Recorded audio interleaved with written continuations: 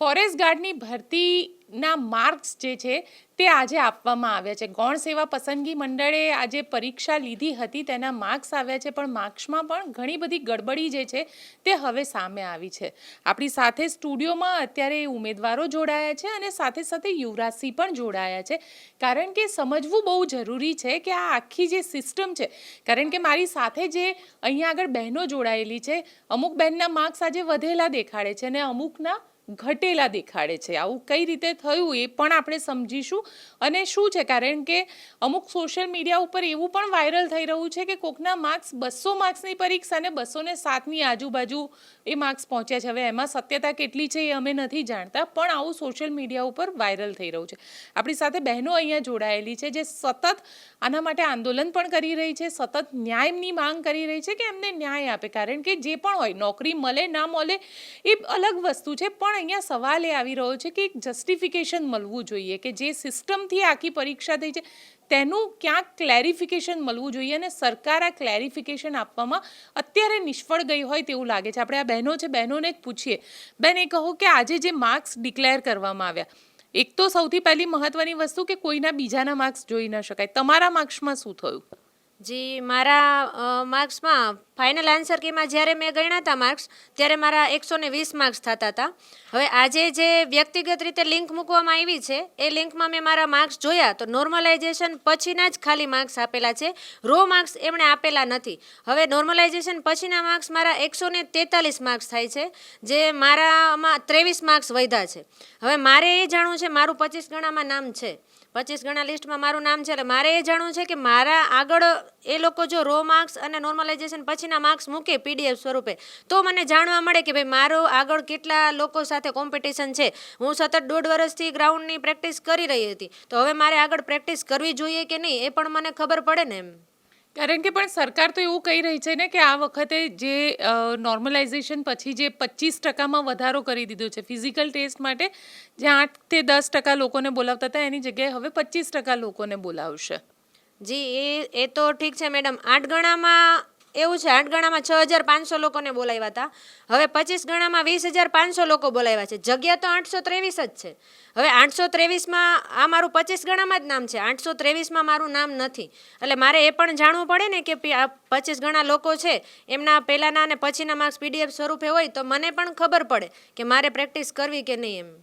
બિલકુલ, પ્રેક્ટિસ કરવી કે નહીં એનો ખ્યાલ આવે. તમારું શું કહેવું છે? મારા માર્ક્સ બી 7 માર્ક્સ વધ્યા છે, આમના વધ્યા છે 23 માર્ક્સ અને મારા 7. મારી બીજી ફ્રેન્ડ છે જે સાથે જ છે એના માઇનસ થયા છે. અચ્છા, તમારા માઇનસ થયા છે. આપણી સાથે આ વિદ્યાર્થીની છે જે ઉમેદવાર હતા આના વન રક્ષકના, જેમના માઇનસ થયા છે. કેટલા હતા અને કેટલા થયા? મારે 130 માર્ક હતા અને જે ઘટી અને 117 માર્ક્સ થઈ ગયા છે. અચ્છા, એને પાછળનું કોઈ કારણ કે કંઈ મળી રહ્યું છે? કારણ મારે જાણવું છે, બધાના માર્ક્સ જણાવે તો હું જાણી શકીશ ને કે મારા માર્ક્સ વધ્યા, મારી શિફ્ટમાં કેટલા વધ્યા, મારી આગળના કેટલાને વધ્યા છે. તો મારે માર્ક જાણવા છે, કેમ માર્ક જાહેર નથી કરતા? અને હવે શું લાગી રહ્યું છે કે આની અંદર ક્યાંક ને ક્યાંક ગૌણ સેવા પસંદગી મંડળે જ આખી ગડબડી કરી છે? કારણ કે જે રીતે TCSને કામ સોંપવામાં આવ્યું હતું, જવાબદાર તો ગૌણ સેવા પસંદગી મંડળ જ છે. મારે 18 તારીખે પેપર હતું, જે પહેલી શિફ્ટમાં જ પેપર હતું. મારે 11 ક્વેશ્ચન તો કેન્સલ થયા હતા.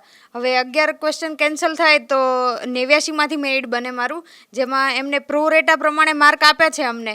તો ધારો કે મારો એક ક્વેશ્ચન સાચો પડે તો 2.25 માર્ક મળે, અને સામેવાળા વિદ્યાર્થીને કેન્સલ ના થાય તો એને 2 માર્ક્સ મળે છે. તો એમાં પણ મારું નોર્મલાઇઝેશન થાય અને જે સામેના વિદ્યાર્થી એની સાથે પણ નોર્મલાઇઝેશન થાય.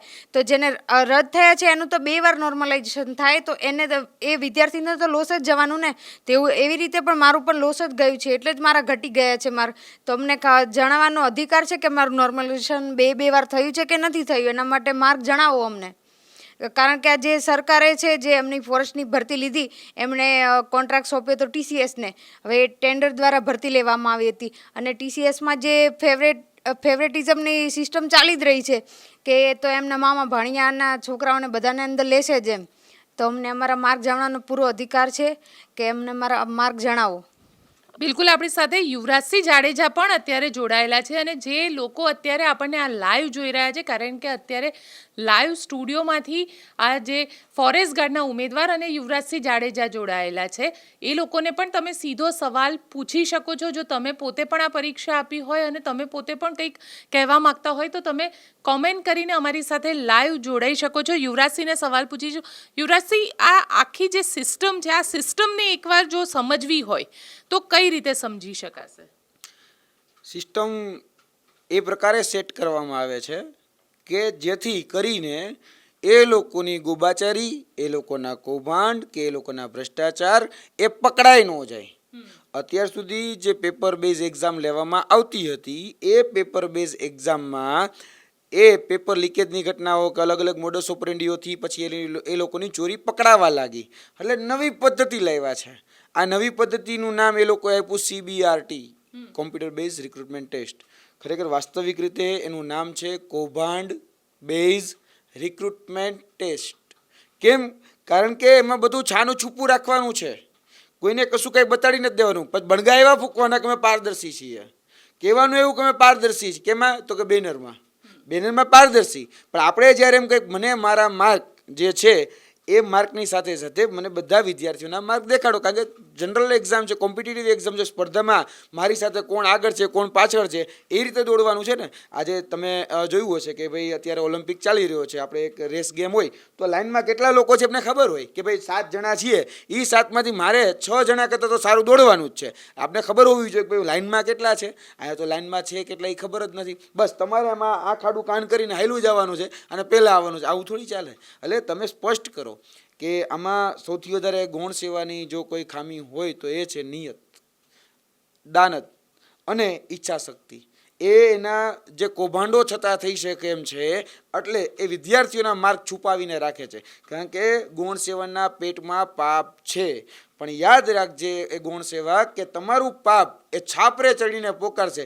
તમે ભલે અત્યારે જાહેર નથી કરતા, તમે કદાચ એમ હોય કે ગોપનીયતાનું નામ આગળ ધરી અને અમે વિદ્યાર્થીઓને ગુમરાહ કર્યા રાખશું, પણ ગોપનીયતાનો જે તમે ગુમરાહ કરવાની વાત કરો છો અમે ગુમરાહ પણ નહીં થઈએ. અમારી પાસે ઘણા બધા જસ્ટિસ મેળવવાના માધ્યમો છે. સ્ટ્રીટ જસ્ટિસ પણ છે, લીગલ પણ છે, બાય કોન્સ્ટિટ્યુશન પણ છે, ઘણું બધું છે. અને માધ્યમો થકી પણ અમે આગળ વધી અને બધાના માર્ક અમે ઓપન કરાવીશું. ઓપન કરાવવાનું કહે છે. આપણી સાથે જીયા તેરૈયા જોડાયા છે જેમને આપણી આ લાઈવ ડિબેટની અંદર કોમેન્ટ લખી છે અને તેમને કહ્યું છે કે ફાઇનલ આન્સર કીમાં માર્ક્સ હતા તેના કરતાં પણ 8 માર્ક્સ ઘટી ગયા. આ ઘટેલા માર્ક્સ માટે કોને કહેવાનું હવે યુવરાજસિંહ, અને કોને મળવાનું? સૌથી પહેલાં તો સવાલ આ લોકો માટે એ જ છે કે કરવું તો કરવું શું, જવું ક્યાં? પહેલાં જવાબદાર તરીકે ગૌણ સેવા આવે. ગૌણ સેવાએ પોતાના દરવાજા અને પોતાના કાન એ બંધ કરી દીધા છે. બીજું આવે આ ભરતી બોર્ડના અધ્યક્ષ કમલ દયાણી. હવે એ કમલ દયાણી GADમાં બેસે છે. જ્યાં સુધી વિધાનસભાના ગેટે જાઓ એટલે આ જ વિધાનસભાના ગેટે આ લોકોની ટીંગાટોળી થઈ જાય છે. હવે ત્રીજું આવે કે આપણે CM પાસે જવું છે, પણ CM તો કે ભાઈ તાઇફાઓમાં વ્યસ્ત છે. CM એટલે અલગ અલગ પ્રોગ્રામોમાં વ્યસ્ત છે. CM ને મળવું એટલે તો ભાઈ લોઢાના ચણા ચાવવા બરાબર છે. CM તો મળતા જ નથી. એટલે હવે જાવું કોની પાસે? અમારી પાસે તકલીફ જ એ છે કે ભાઈ માર્ક ઘટ્યા કે માર્ક વધ્યા એના સોલ્યુશન પ્રમાણે કે એના નિરાકરણ માટે અમારે કોકને જઈને પૂછવું છે. પણ પૂછવાનું કોને?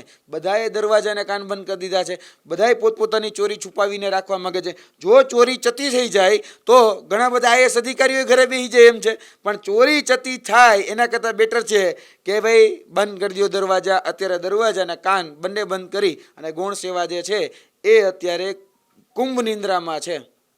ગૌણ સેવા કુંભ નિંદ્રામાં છે, પણ સાથે સાથે ભારતીય જનતા પાર્ટી આવતીકાલે તિરંગા યાત્રા કાઢી રહી છે રાજકોટથી, અને આ રાજકોટની તિરંગા યાત્રામાં દેશપ્રેમની વાતો થઈ રહી છે. પરંતુ શું ખરેખર આ દેશપ્રેમ અહીંયા આગળ આ વન રક્ષકો માટે છે ખરું? કારણ કે આ યુવાનો છે, રોજગાર માંગી રહ્યા છે. યુવરાજસિંહ, શું કહેશો? ખરેખર ભારતીય જનતા પાર્ટીને પણ કહેવાનું કે તમે જે આ કરી રહ્યા છો હર ઘર તિરંગા, હું ના નથી પડતો. તિરંગો એ અમારી આન બાન શાનનું પ્રતીક છે. તિરંગો એ અમારા સ્વમાન અને સન્માન બંનેનું પ્રતીક છે. એમાં જરા પણ મિનમેચ નથી. હર ઘર તિરંગાની જગ્યાએ તમે એક નવો કાર્યક્રમ આપો, હર ઘર રોજગાર. અને એ રોજગાર રૂપી દીવો જો કદાચ મહેનતુ વિદ્યાર્થીઓના ઘરમાં કે કોઈ ગરીબના ઘરમાં કે કોઈ વંચિત શોષિતના ઘરમાં થશે ને તો એના ઘરમાં રહેલા તમામ અંધકારો એ રોજગાર રૂપી દીવાથી બંધ ટૂંકમાં કહી શકાય કે પ્રકાશિત થઈ જશે અને બધા જ અંધકારો એ દૂર થઈ જશે. તો રોજગાર રૂપી દીવો જો એના ઘરમાં થઈ ગયો ને તો આગળ જતાં બધી જ રીતે આપણે દેશને આગળ લઈ જઈશું. અને દેશને જો પ્રગતિ કરાવી હોય, દેશને વિકાસના પથ ઉપર મૂકવું હોય તો આપણા બાળકોને તમે રોજગાર આપવાનું ચાલુ કરો. તમે હર ઘર તિરંગા અમે ના નથી પડતા, પણ સૌથી વધારે જરૂર છે હર ઘર રોજગાર કાર્યક્રમની. અને હર ઘર રોજગાર જો કાર્યક્રમ તમે કરશો ને તો આ યુવાનો જે અત્યારે તમે રોડ ઉપર ઢસડી રહ્યા છો ને એને તમે સારી જગ્યાએ મૂકીને આપણા દેશના વિકાસમાં ખરેખર વાસ્તવિક રીતે તાઇફાઓ નહીં, અત્યારે તાઇફાઓ ચાલી રહ્યા છે, અત્યારે ડીંડક ચાલી રહી છે, આ બધા ડીંડકો છે. ડીંડક સિવાય બીજું કશું કંઈ કરતા નથી. આ બધું ડીંડકના ભાગરૂપે ચાલે છે, જેમાં ખાલી પબ્લિસિટી જ કરવાની છે, બીજું કશું જ કંઈ છે જ નહીં. આ એના પબ્લિસિટીના સ્ટન્ટ છે, નાટક છે, ડીંડક છે, બીજું કશું જ નથી. વાસ્તવિક રીતે જો તમે આ ગુજરાતનો કે ભારતનો વિકાસ કરવા માગતા હોય તો, વિશ્વગુરુ બનવા માગતા હોય તો, અને સાચી રીતે તમે જે સંસદ ભવનની અંદર કહો છો કે નારી વંદના, મહિલા સશક્તિકરણ, તમે એમ કહો છો કે બેટી બચાવો બેટી પઢાવો, જો વાસ્તવિક રીતે એને ચરિતાર્થ કરવા માગતા હોય તો આ નારી છે. આ નારીને તમે પોલીસ સ્ટેશનની અંદર સવારના 6 વાગ્યાથી લઈ અને સવારના 12 વાગ્યા સુધી તમારે રાખવી પડે છે. આ છે રિયાલિટી ઓફ ગુજરાત મોડલ. કે એ ગુજરાત મોડલની તમે વાત આખા દેશમાં કરી રહ્યા છો કે જે ગુજરાત મોડલમાં જે નારીનું સન્માન નથી, નારીને સવારે 6 વાગે ગ્રાઉન્ડ ઉપરથી લઈ જવામાં આવે, એના ઘરે એને સંપર્ક કરવામાં ન આવે, એના ઘરેના નાના બાળકો માતા પિતા બધા રાહ જોતા હોય છતાં પણ એને એક કોઈ જગ્યાએ સંપર્ક કરીને કહેવામાં નથી આવતું કે ભાઈ અમને કરાઈમાં રાખવામાં આવ્યા છે, અમને બીજી જગ્યાએ રખાય. એટલે આવા તાઇફાઓ કરવાનો બંધ કરો. વાસ્તવિક રીતે જો તમે ગુજરાતનો કે ભારતનો વિકાસ ઈચ્છતા હોય કે ક્યાંક ભારતને તમે આગળ લઈ જવા માગતા હોય તો ચોક્કસપણે જરૂર છે કે ગુજરાતના યુવાનોને તમે ન્યાય આપો. ગુજરાતના યુવાનોને ન્યાય આપવાની વાત કરી રહ્યા છે. બેન, તમે શું કહેશો? કારણ કે ઘણા બધા એવા લોકો હવે કોમેન્ટ આપણને કરી રહ્યા છે જે ઉમેદવાર હતા ને જેમનું કહેવું છે કે 82 હતા ને રિઝલ્ટ આવ્યું તો 97 થઈ ગયા છે. અને ઘણા બધા લોકો એવું કહી રહ્યા છે કે હવે આમાં કરવું શું, કામ માટે જવું કોની પાસે, આવું પણ લોકો પૂછી રહ્યા છે. તમારા લોકોના મનમાં પણ આ જ સવાલ છે? હા, અમારા લોકોના મનમાં બી આ સવાલ છે. અમે લોકો ન્યાયિક રીતે બી આગળ વધવા માટે તૈયાર છીએ, પણ આ લોકોએ જે 25 ગણાનું લિસ્ટ જાહેર કર્યું ને, પહેલાં 6588 લોકો અમારી સામે હતા, અત્યારે હવે 20,000 અમારી સામે છે. એટલે આ જે ભરતી બોર્ડ છે ને એ લોકોએ કેવું કર્યું છે કે ભાગલા પાડો અને રાજ કરોની નીતિ અપનાવી છે, બરાબર. એટલે કે પહેલાં 6,000 6,500 ઉમેદવારો અમારી સામે હતા, અત્યારે 20,000 ઉમેદવારો અમારી સામે છે. પણ ભરતી બોર્ડને હું એટલું કહેવા માંગીશ કે તમે ગમે તેટલું લિસ્ટ બહાર પાડો, અમારું મનોબળ તૂટવાનું નથી. એ 20,000 બી વિદ્યાર્થીઓ અમારી સાથે જ છે. તમે કહી રહ્યા છો 20,000 પણ સાથે છે. તમને સવાલ પૂછીશ, તમે તો છેક ગોંડલથી અહીંયા આવો છો અને તમારું ઘર ત્યાં છે, તમારું પરિવાર ત્યાં છે, કેટલી તકલીફો થઈ રહી છે? કારણ કે ક્યાંક એક આશા છે કે નોકરી મળશે, સરકારી, એ પણ સરકારી નોકરી મળશે. પણ મેડમ, અમે એટલા માટે તો આજે અમે પાછળનો જે સંઘર્ષ કર્યો છે એ તો સરકારશ્રીને દેખાવાનો નથી. સતત 2 વર્ષથી હું ગોંડલથી ગાંધીનગર આવીને રહું છું. હવે તમને ગાંધીનગરના ખર્ચા તો ખબર જ હશે. મેં 2 વર્ષ એટલા ખર્ચા કર્યા છે, 1.5 વર્ષ સતત મેં ગ્રાઉન્ડની મહેનત કરીને અમારા પગ તોડ્યા છે.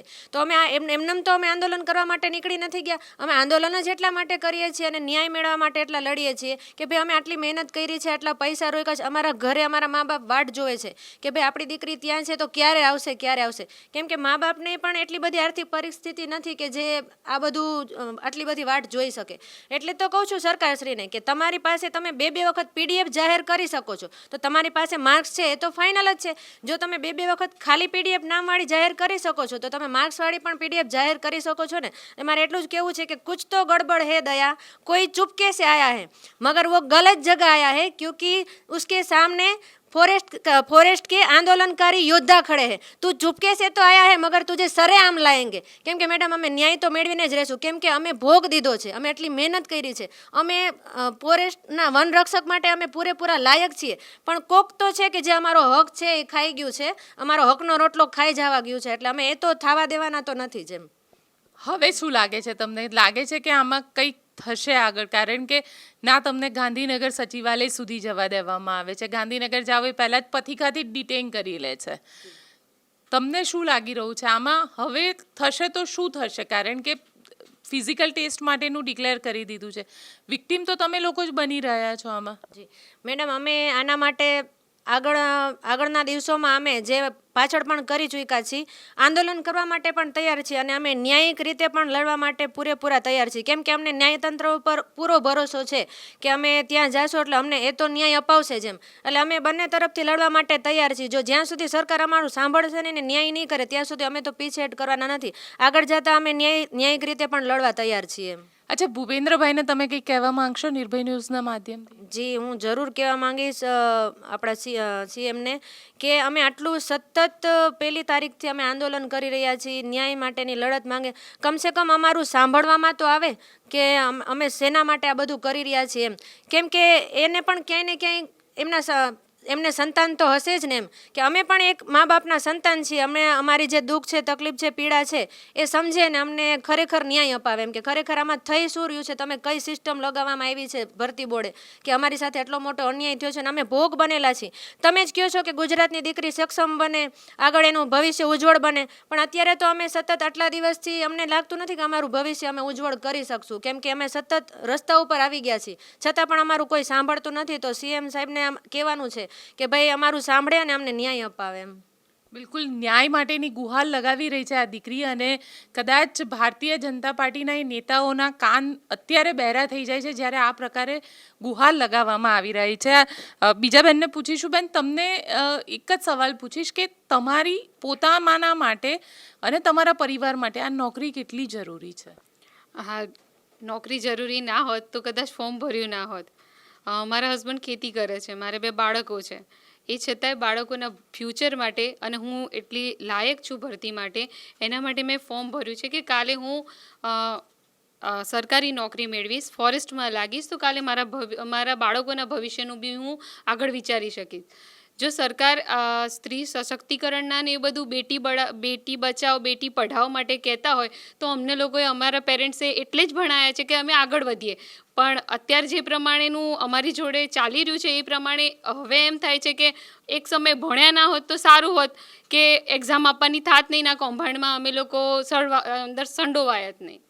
બિલકુલ. યુવરાજસિંહ આપણી સાથે કોઈ વીર યોદ્ધા કરીને જોડાયા છે અને એ લખી રહ્યા છે કે ભરતી શાંતિથી પૂરી થવા દો, મહેરબાની કરીને. હાથ જોડી રહ્યા છે.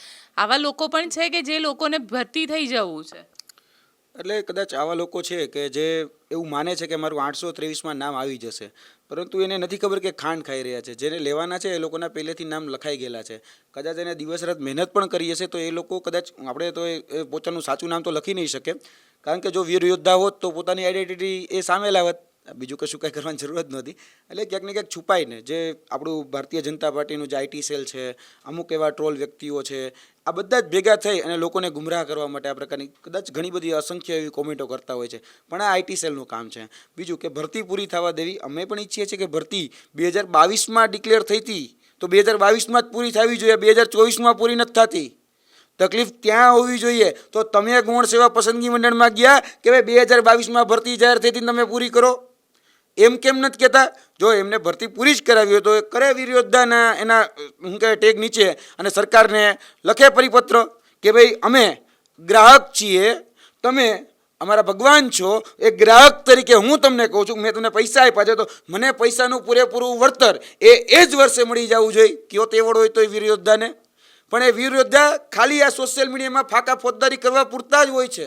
એ બીજે ક્યાંય કશા કે જ્યારે ગ્રાઉન્ડ ઉપર લડવાનું થાય ને આવા વીર યોદ્ધા ગોદડું ઓઢીને હોતા હોય છે. એટલે આવા વીર યોદ્ધાને કંઈ ભાઈ તમે ખરેખર ગ્રાઉન્ડ ઉપર જે દિવસ લડી શકો ને, જે સક્ષમ હોય ને, જેથી કોઈક વ્યક્તિની આંખમાં આંખ નાખીને તમે બોલી શકો ને, તેથી આવજો તમતાર મેદાનમાં અને ગ્રાઉન્ડ ઉપર જોવા મળશું. અત્યારે પણ હું ગ્રાઉન્ડ ઉપર છું અને ભવિષ્યમાં પણ હું ગ્રાઉન્ડ ઉપર જોવા મળીશ. અને વાત રહે ભરતીની, તો અમે પણ કહીએ છીએ કે આ ભરતી પાકસાફ રીતે પૂરી થવી જોઈએ. મેં તમારા આ જ માધ્યમથી અને આ જ જગ્યાએથી કીધું હતું કે 9 તારીખ જો ગૌણ સેવાના પેટમાં પાપ નહીં હોય, ગૌણ સેવા પ્રમાણિકતાથી આ ભરતી કરવા માગતી હશે, નિષ્પક્ષતાથી, અને જે લોકો ખરેખર લાયક છે, કોઈ પ્રકારની ચોરી કરવા નહીં માગતી હોય ગૌણ સેવા, તો 9 તારીખે બધા જ ઉમેદવારના માર્ક એ PDF સ્વરૂપમાં મૂકશે. આપણે આ જ જગ્યાએ વાત થઈ હતી. આજે આ 9 તારીખ છે અને માર્ક કઈ રીતે મૂકવામાં આવ્યા? ઇન્ડિવિજ્યુઅલ, વ્યક્તિગત રીતે પોતાનો માર્ક જોઈ શકે. સીટ નંબર નાખે, પછી એની બર્થ ડેટ નાખે અને પછી એના માર્ક જોવામાં આવે. શા માટે ભાઈ વ્યક્તિગત?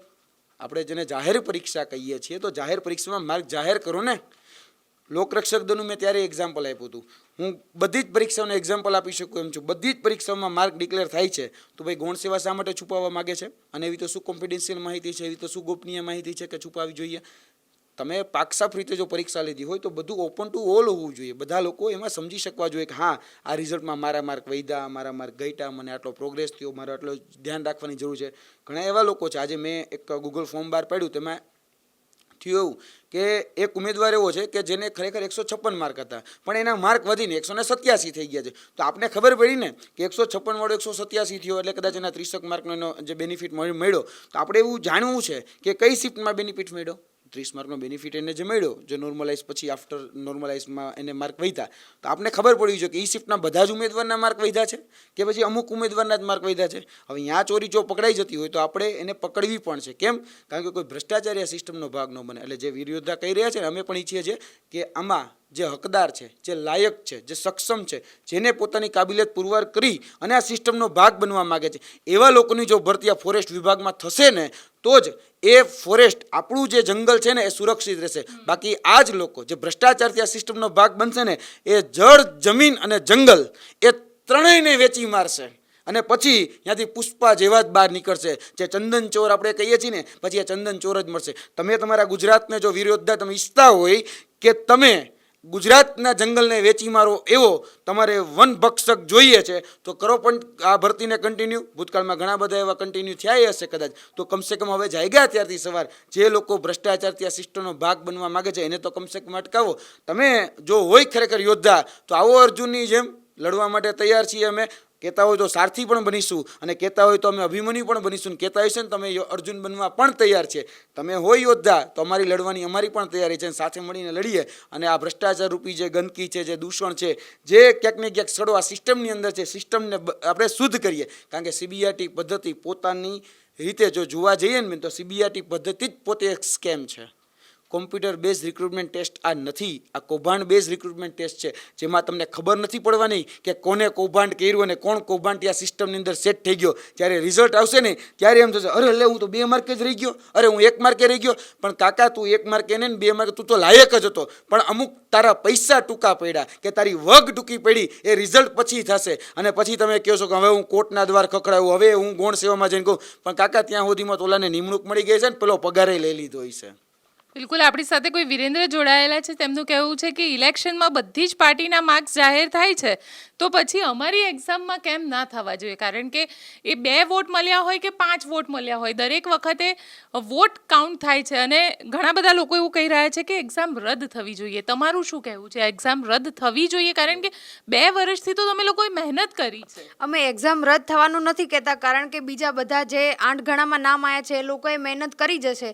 જે 25 ગણાના નામ આવ્યા છે એ લોકોએ મહેનત કરી જશે. અમે રદ થવાનું નથી કહેતા, પરંતુ ન્યાય બધાને સરખો મળવો જોઈએ. અમને કેમ ના મળે ન્યાય? બધાના માર્ક્સ જાહેર કરો તો અમને ખબર પડે કે અમે આટલા માર્ક્સથી રહી ગયા, તો અમે આગળ તૈયારી કરવાની અમને ખબર પડે. તો અમે કોઈ આગળ ભવિષ્યમાં બી કોઈ અમારે આ તમારી જે સીબીઆરટી સિસ્ટમ છે એ જ રદ કરો.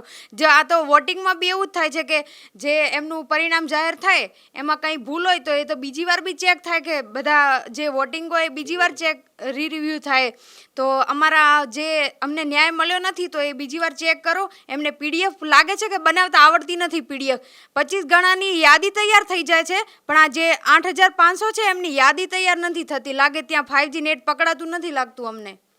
5G નેટની વાત કરી રહ્યા છે, કારણ કે 5Gનો જમાનો છે. અને આ બહેનોને જ પૂછીએ, કારણ કે આજે વિશ્વ આદિવાસી દિવસ છે, અને આ વિશ્વ આદિવાસી દિવસમાં જલ, જંગલ અને જમીન, જેના માટે આદિવાસીને ઓળખ છે, અને આ બહેનો જે છે વનરક્ષક માટે પોતે પરીક્ષા આપી રહી છે. આ જંગલો માટે બેન, જે રીતે આખી ભરતીની પ્રક્રિયા જે છે એ છેલ્લા 2 વર્ષથી તો હું જોઈ રહી છું. આને તમે કઈ રીતે જોઈ રહ્યા છો? કારણ કે ક્યાંક ને ક્યાંક તમને એવું લાગી રહ્યું છે કે જે થઈ રહ્યું છે એ આખું ક્યાંક કોઈને પણ રિક્રુટ ન કરવાની એક પ્રોસિજર છે. હા, મને ચોક્કસ એવું લાગી રહ્યું છે, કારણ કે જો એવું ના હોત તો અમારી માંગણીઓ હોત ને ક્યારની સ્વીકારી લીધી હોત. એટલે જે લોકો અમારો વિરોધ કરી રહ્યા છે, અમને એવું નથી કે ભાઈ તમારો અમે વિરોધ કરીએ કે તમારા નામ આવ્યા છે અને અમારા નામ નથી આવ્યા તો અમે તમને એમ કે પાછા પાડીએ. તમે ઉલટાનો અમને સપોર્ટ કરો, કારણ કે 823 જગ્યાઓમાં જેને મહેનત કરી છે ને ખરેખર એ લોકો લાગશે ને તો ભલે અમે નહીં લાગીએ તો અમને વાંધો નહીં, પણ 823 જગ્યામાં જો કોઈ કૌભાંડી લાગી જશે ને તો એનું અમને દુઃખ થશે કે અમારી સીટ એને રોકી લીધી. એટલે હું તમારા માધ્યમથી જે 25 ગણા જે વિદ્યાર્થીઓ પાસ થયા છે એમને બી હું એ જ કહેવા માગું છું, તમે સપોર્ટ કરો. અમારે ભરતી રદ કરાવવાનો કોઈ મિનિંગ નથી. બસ આપણી માંગ પહેલાં એ હતી અને અત્યારે બી એ છે કે માર્ક્સ જાહેર કરો.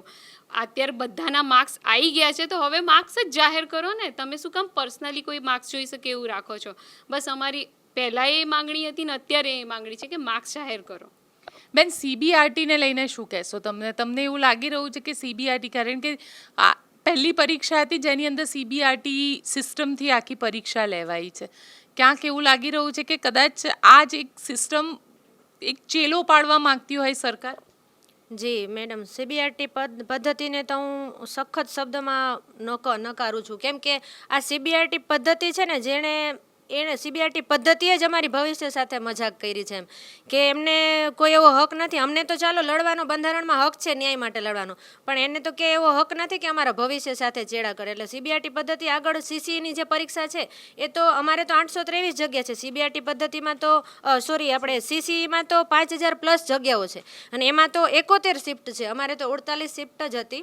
હવે એમાં તો આગળ જતાં એ લોકોને પણ અન્યાય થવાનો છે. એટલે સરકારશ્રીને કહેવાનું કે આ પદ્ધતિ જ નાબૂદ કરી દો. કેમ કે અમારો આ સીબીઆરટી પદ્ધતિમાં અમારા જિંદગીના સવાલ થઈ જાય છે કે એ પદ્ધતિને લીધે અમે બહુ મોટા ભોગ બન્યા છીએ. પણ શરૂઆતમાં એવું હતું કે પેપર પરીક્ષા TCS લેવાની છે અને TCS લેવાના કારણે ક્યાંક લોકોને એક વિશ્વાસ પણ હતો કે ચલો કમસે કમ પરીક્ષામાં પેપર લીક તો નહીં થાય. આ સિસ્ટમને લઈને તો હવે શું કહેશો? કારણ કે આ તો ઉપરથી વધારે કોમ્પ્લિકેટેડ સિસ્ટમ થઈ ગઈ. જી, હવે મેડમ મને એવું જાણવા મળ્યું હતું કે જે કંપનીને આપવામાં આવ્યું હતું કોન્ટ્રાક્ટ, હવે એ કંપનીએ ખુદે એમના એમ્પ્લોયને જ્યારે ભરવાની માટે જ્યારે વેકેન્સી એવું હતું ત્યારે ખુદના એવા કૌભાંડો બહાર આવેલા હતા.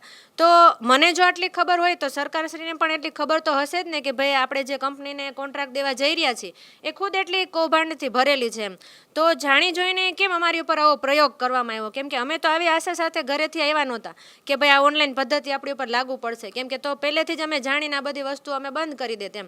એટલે સરકારશ્રીને કહેવાનું કે જો તમને અગાઉથી ખ્યાલ હતો જ તો અમારી ઉપર આવો પ્રયોગ શું કામે કરવામાં આવ્યો? એમ બિલકુલ. યુવરાજસિંહ, તમને શું લાગે છે? કારણ કે જે રીતે TCSને કામ આપવામાં આવ્યું એટલે શરૂઆતમાં એવું હતું કે ક્યાંક પેપર લીક થઈ જાય છે અને પેપર જે રીતે કન્ટિન્યુઅસ લીક થતા હતા એમાં TCSને કામ આપવામાં આવ્યું એટલે એવું લાગ્યું કે ચલો હાશ પેપર લીક તો નહીં થાય કમસે કમ. પણ આ આખી જે ગડબડ સામે આવી, આ ગડબડ પેપર લીક કરતાં પણ ખરાબ છે.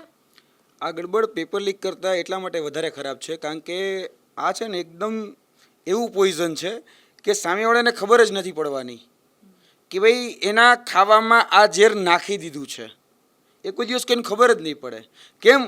કારણ કે એ ઝેરને શોધવું ને એ જ ખૂબ અઘરું છે કારણ કે ઝેરને શોધી શકાય એમ જ નથી. એટલે આમાં જે સીબીઆરટી પદ્ધતિ છે એ સીબીઆરટી પદ્ધતિના નામે જે કૌભાંડો થવાના છે એમાં અત્યારે વિદ્યાર્થીઓને એવું લાગે છે નોર્મલાઇઝેશન પદ્ધતિમાં આપણે તો અત્યારે કહી શકાય કે 7મ 8મ આવે છે એટલે આ કહું છું કે આ બધા બંધબાજીમાં રમે છે. હવે એને ખબર છે ભાઈ આપણી પાસે તો દૂડી તીડી પંજો જ છે પણ એ શું કરે છે? હાઈલાલ કરે રાખે છે. હવે સામેવાળાને એવું છે કે આપણી પાસે તો ભાઈ નવો દસન ગલ્લો છે એટલે એ વધારે જરાક જોશમાં હાઈલાલ કરે છે. હવે પછી થાય છે નોર્મલાઇઝેશન. હવે એ પંજાનો થઈ ગયો એકો અને ઓલો નવો દસો ગોલ્લોવાળાનો થઈ ગયો નવો દસો રાણી. એટલે ઓલો નવો દસો રાણીવાળો ક્યાંય ન રહ્યો અને આ દૂડી તીડીવાળો પંજાનો એકો થઈ ગયો, એકો દૂડીને તીડી થઈ ગઈ. એટલે હવે એ ભાઈ રોન બની ગઈ. એટલે બંધમાં જયેલા હતા. આ જે સહેલું પેપર અઘરું પેપર હવે એ સામેવાળાને ખબર જ નહોતી કે ભાઈ મારું પેપર સહેલું હશે કે મારું અઘરું હશે, પણ છેલ્લે સુધી હાઈલાલ કર્યા. એટલે આમાં ઓલો કે હાર્યો જુગારી બમણું રમે.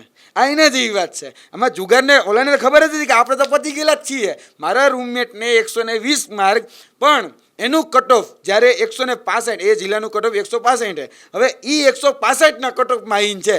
જે દિવસે આવ્યો તે દિવસે મને ના જ પડતી હતી કે આપણું નહીં થાય કે આજ વખતે. કે મેં તો કેમ કે માર્ક એટલા બધા થતા નથી કે બીજાને 140 ને 145 ને એવા બધા છે ને આપણું થોડું થાય કેમ. અને રિઝલ્ટમાં થયું ઊંધું કે જે લોકો 140 145 150 કહેતા હતા ને એ ઘરે બેસી ગયા અને મારો ભાઈબંધ હવે દોડવા ઉપર ગ્રાઉન્ડ ઉપર છે. એટલે આ હકીકત છે. એટલે આ બંધબાજીને જુગાર જેવું છે કે આમાં જુગારમાં લાગ્યા તો તુક્કા, બરાબર છે, નહીંતર આપણે ઠોઠા તો છે જ, આના જેવી વાત છે. એટલે આમાં આ જુગાર જેવી પદ્ધતિ લાવ્યા છે. સીબીઆરટી પદ્ધતિ ખરેખર નાબૂદ થવી જોઈએ. વિદ્યાર્થીના ભવિષ્ય સાથે અન્યાય છે. ભલે આપણે કદાચ આ રમૂજમાં વાત કરી, પણ ખરેખર એ વાસ્તવિકતા છે. અહીંયા બેન ઊભા જ છે, આપણી પાસે એક દાખલો છે જ અત્યારે. તમે પણ બંનેના માર્ક કમ્પેર કરો, આના માર્ક ઘટી ગયા અને ઓના માર્ક વધી ગયા. અને 23 માર્ક જેટલો સમથિંગ વધારો થયો, તો આને 10 માર્કનો ઘટાડો થયો. હવે આની ભૂલ કે એનું 16 તારીખે પેપર આવ્યું. હવે ખરેખર હું એમ કહું છું, નો ડાઉટ તમે જે શબ્દો વાપરું છું કે તમે કીધું પેપર લીકેજ થતા હતા, હું માનું છું. ગુજરાતમાં 33 પેપર લીક થયા છે, તો આપણે સિસ્ટમ સુધારવી જોઈએ ને, કે આજે વોટેવર જે પાઇપલાઇનમાંથી પાણી જાય છે, તો એ પાઇપલાઇન આપણે સુધારવી જોઈએ કે ભાઈ હા, ક્યાંક છીંડું થઈ ગયું છે અથવા કોઈકને ખબર પડી ગઈ કે આ પાઇપલાઇન છે, તો આપણે સ્ટ્રોંગ બનાવીએ. કદાચ પ્લાસ્ટિકની હોય તો એને લોખંડની કરીએ, જેથી કરીને વાંધો ન આવે. પણ આખી પાઇપલાઇનને તમે જુઓ તો છે ને, આખી એ સિસ્ટમને ભ્રષ્ટ કરી નાખવામાં આવી છે ને, જેથી કરીને હવે કૌભાંડ પકડવું ને એ અઘરું થઈ ગયું છે. અને કૌભાંડ થવાનું જ છે. અને જો ન થઈ જવાનું તો માર્ક જાહેર કરો ને. તમે શા માટે જાહેર નથી કરતા? કારણ કે જાહેર થાય તો પેટનું પાપ એ છાપરે ચડીને પોકારે એમ છે. એટલે આ બધું છે ને બંધબાજી માટે રમાઈ રહ્યું છે. અને અત્યારે બધાએ કાન અને દરવાજા બંધ કરીને બેઠા છે. TCSની વાત આવી એટલા માટે કહી દઉં છું છેલ્લી વાત, કે TCS જે છે ને, TCSએ પોતાની ભરતી મહારાષ્ટ્રમાં જ્યારે લેવાની વાત આવી ત્યારે 100 કરોડનું કૌભાંડ કર્યું છે TCSએ. જે વ્યક્તિ પોતાની રિક્રુટમેન્ટ જાતે સરખી ન કરી શકતા હોય એ બીજાની રિક્રુટમેન્ટ કઈ રીતે કરી શકે? એટલે આપણે છે ને ઓલું તમને યાદ હશે કે આપણે અમદાવાદની જે કંપની છે એજ્યુટેસ્ટ કરીને, એને આપણે બીજા રાજ્યોમાં આપણા જ રાજ્યમાં બેન કરેલી હોય, પણ બીજા રાજ્યમાં પેપર કાઢીએ અને યુપીમાં પેપર ફૂટે, બિહારમાં પેપર ફૂટે. પછી બિહાર વડાએ બેન કરી તો યુપીમાં આપણા ટૂંકમાં કહેવાય રાજ્યપાલ ગયા તો એને અહીંયા ચાલુ કરી દીધી. અને પછી અહીંયા પેપર કાઢ્યું અને કેટલા ખબર છે ઉમેદવાર? 49,71,000 ઉમેદવાર. અને એ પરીક્ષાનું પેપર લીક થયું અને પરીક્ષા રદ કરવાનો વારો આવ્યો. આપણે બ્લેકલિસ્ટ કંપનીને કોન્ટ્રાક્ટ શા માટે આપીએ? ઓલરેડી 2 જગ્યાથી 2 રાજ્યોમાંથી બ્લેકલિસ્ટ હતી, છતાં પણ આપણે કોન્ટ્રાક્ટ આપ્યો. જે TCS, હું પાછો આવું છું TCS પર, જે TCS પોતાની રિક્રુટમેન્ટ જાતે નથી કરી શકતી, બીજાની તો શું કરવાની? એટલે એ પ્રશ્ન અહીંયા છે.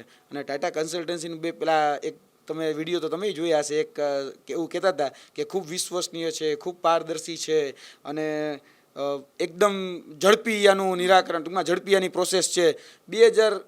2024ના શરૂઆત ફેબ્રુઆરી મહિનો ત્યારે પરીક્ષા લેવામાં આવી. આજે આપણે ઓગસ્ટ છે, હજી પહેલી પરીક્ષાનો પહેલો તબક્કો પત્યો નથી.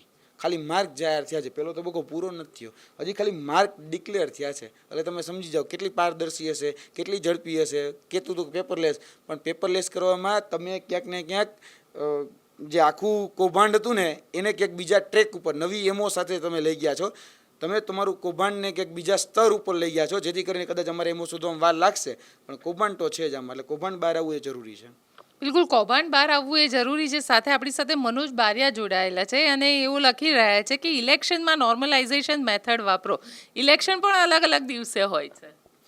ઇલેક્શનમાં જે રીતે વાત કરી તો એક સ્ટેપ હું આગળ જાઉં છું કે હવે ઇલેક્શનમાં એક આપણે આ મેથડ એપ્લાય કરી દઈએ.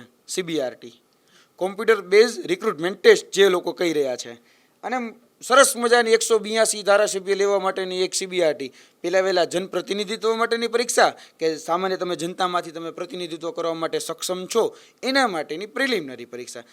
Than after all second examination કે ભાઈ તમારે કોમ્પ્યુટર બેઝ રિક્રુટમેન્ટ ટેસ્ટ આપવાની 100 માર્કની જનરલ નોલેજની, અને જે લોકો આમાં આપવા માગતા હોય એને વિથ CCTV કેમેરા અને ઓલ મીડિયા ગુજરાતનું હોય કે ભારતનું એ બધી જ જગ્યાએ લાઈવ રાખે, એટલે કોઈ ચોરી ન કરે. અને ચોરી કરે તો ખબર પડે કે ભાઈ જો આપણો ધારાસભ્ય ચોરી કરે છે એને નહીં આપણે ચૂંટવાનું, ખબર હોવી જોઈએ કે આને મંત્રી ન બનાવે જે ચોરી કરીને પાસ થાય. એટલે ઓપન ટુ ઓલ બધા જ જોઈ શકે. અને આપણે અત્યારે તમારે CCTV છુપાવવામાં આવ્યા છે, પણ આવી ભરતીઓમાં પછી CCTV, કારણ કે આપણે 182 ધારાસભ્ય જોઈએ છે જે આપણા માટે નીતિ વિષયક નિર્ણય બનાવવાના છે. જે આમુખની જે પહેલી લાઈન છે, લોકોનું, લોકો માટે, લોકો વડે ચાલતું શાસન. તો લોકો માટે જો કંઈક કરવા માગતા હોય તો આપણે અભણ, અંગૂઠા છાપ, અશિક્ષિત એવા લોકોની જરૂરત નથી. આપણે ભણેલ ગણેલ હોશિયાર, જે હાઈલી ક્વોલિફાઈડ હોય, જે જનપ્રતિનિધિત્વ તરીકેની પરીક્ષા પાસ કરે પહેલા તબક્કાની, અને બીજો તબક્કો કોમ્પ્યુટર બેઝ રિક્રુટમેન્ટ ટેસ્ટ પણ પાસ કરે, અને પછી એમાં મેરિટ યાદી તૈયાર થાય અને મેરિટ યાદી બને 182ની. અને જરૂર પડે તો આપણે એમાં 10 વેઇટિંગ પણ રાખવાનું, 10%, એટલે 18 લોકો વેઇટિંગમાં. પહેલો નંબર આવે એ મુખ્યમંત્રી, બીજો આવે ગૃહમંત્રી, ત્રીજો આવે એ શિક્ષણ મંત્રી. એ રીતે સ્ટેપ વાઇઝ આપણે ખાતા ફાળવી દેવાના. એટલે જે હોશિયાર હોય મુખ્યમંત્રી હોય, પછી એનાથી થોડોક નીચે આવે ગૃહમંત્રી, પછી આવે શિક્ષણ મંત્રી, બધાને આ બધા ખાતા આ ફાળવી દેવાના. છેલ્લે ભલે કૃષિ આપવું હોય, મત્સ્ય આપવું હોય તો આપી શકે છે, એમાં આપણે વાંધો જ નથી. પણ આ રીતે રિક્રુટમેન્ટ, આ ઇલેક્ટ્રોલ પ્રોસેસ જે આપણે કહીએ છીએ ને, હવે એ આ રીતે કરી નાખો. જો તમને એટલી બહુ સારી લાગતી હોય આ પ્રોસેસ, CBRT એટલી બહુ સારી લાગતી હોય તો આ જનપ્રતિનિધિઓની જે પરીક્ષા છે એમાં આપી દો. કારણ કે જનપ્રતિનિધિ પરીક્ષામાં તો વધારે જરૂરિયાત છે. જે અમારા માટે રાજ્ય નીતિના માર્ગદર્શક આર્ટિકલ 35 પ્રમાણે જે નીતિઓનું ઘડતર કરે છે, તો એ નીતિઓનું ઘડતર અમારામાંથી નીકળેલો વ્યક્તિ, અમારામાંથી સમસ્યાઓ જે છે જોયેલો વ્યક્તિ, એ જો નીતિ વિષયક નિર્ણયો બનાવશે ને તો એક્સ્ટ્રા ઓર્ડિનરી હશે. અને એને ખબર પડશે કે મેં આ પીડા જોયેલી છે અને આ પીડામાં આટલા લૂપહોલ્સ છે, આટલી ખામીઓ છે, આટલી ત્રુટીઓ છે. એ નીતિ વિષયક નિર્ણયો એવા બનાવશે કે જે ઓલા 8 ચોપડી ફેલ કે તો કહી શકાય અંગૂઠા છાપ છે એના જેવા નહીં હોય. કારણ કે અત્યારે પણ નિયમો ઘણી વખત તમે જોયા છે કેવા બને છે કે પોલીસ અધિકારીને કહી દીધું કે ભાઈ તમારે આ રેન્જની બહાર જ નોકરી કરવાની, 5 વર્ષ તમે આ રેન્જમાં નીકળી જવા આ જગ્યાથી. ભાઈ આપણે ખરેખર તર્કબદ્ધ છે ખરી, ખરેખર પ્રેક્ટિકલ રીતે જોવા જાવ તો શક્ય છે ખરી. એટલે સમજી વિચારે આપણે શું છે કે આપણે એવા હાઈલી ક્વોલિફાઈડ વ્યક્તિ હશે ને તો એ બધી જ પોઝિશન, સિચ્યુએશન ને સમજી અને આમાં નિર્ણય લઈ શકશે. તો કદાચ પદ્ધતિનો પ્રકાર એ પણ બદલી દઈએ તો સારું.